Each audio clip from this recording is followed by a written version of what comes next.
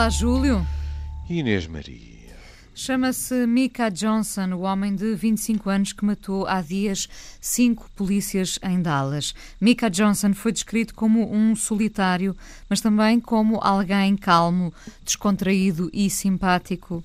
No fundo, alguém comum, alguém como nós, é o que isto quer dizer, não é? A verdade é que este homem, este jovem, não é, de 25 anos, deixou o Afeganistão, onde esteve durante mais de 1 ano e meio, depois de ter sido acusado de abuso sexual de uma mulher soldado. Júlio, o contexto de guerra pode alterar tudo? Poder pode, mas ele não estava numa unidade de combate. Em contrapartida, é curioso como viu o advogado dele aconselhou a nem sequer ter uma audiência que seria direito seu, em que ele podia ou confessar ou negar a acusação, etc.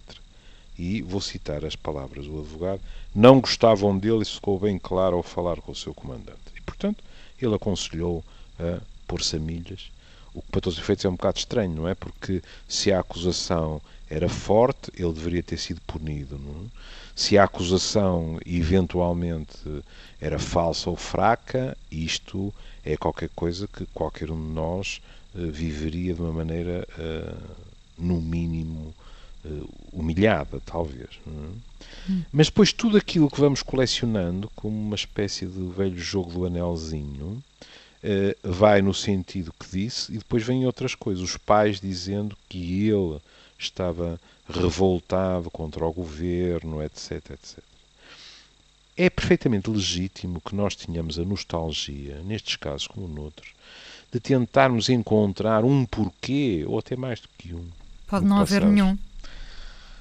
É isso que quer dizer? Pode haver um vitral. E não há uma razão específica.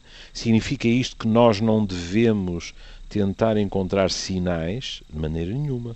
Não é só em questões destas. Eu, por exemplo, chamar-lhe a atenção para o trabalho que na questão do suicídio dos adolescentes foi desenvolvido, e continua, presumo eu, mas foi desenvolvido pela equipa do professor Daniel Sampaio, aí em Lisboa.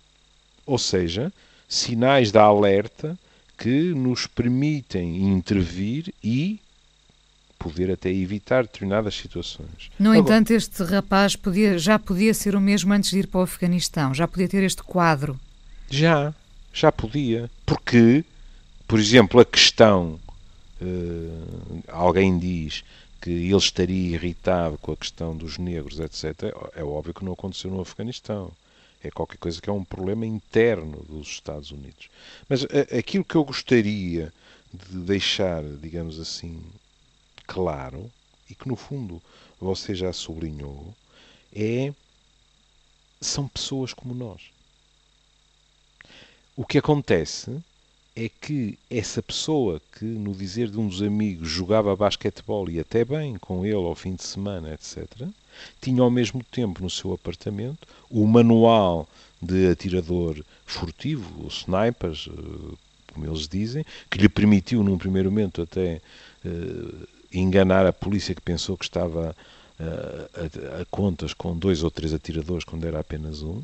E, portanto, esta convivência dentro da mesma pessoa, de um núcleo profundamente agressivo e de uma sociabilidade que não tem nada a ver com aquilo que é aquela raiva, quiçá gélida, mas raiva, que habita outras partes de si, é que transforma aquilo que nós estamos a viver, seja no terrorismo, seja na questão racial, seja no que for, numa situação tão complicada. Porque também gratuita. Gratuita, mas sobretudo porque é dificílimo despistar quem pode ser o próximo. Uma coisa, neste momento, por exemplo, em relação ao Daesh, a Inês vê que, em termos militares, tudo aponta para que a derrota esteja próxima.